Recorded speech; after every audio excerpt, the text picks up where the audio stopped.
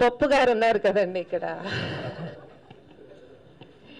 పప్పు గారు ఓడిపోతే అంతకు మించిన సంతోషం. 9వ తేదీ ఎన్నికలని చెప్పాడా? ఇలాంటివి ఎన్నో చెప్తాడులేండి. ఈ కామెడీ షో లేకపోతే ఈ పాలిటిక్స్లో ఎంటర్టైన్మెంట్ ఏముంటుంది? పప్పు గారు ఉన్నారు కదండి ఇక్కడ. పప్పు గారు ఓడిపోతే అంతకు మించిన సంతోషం.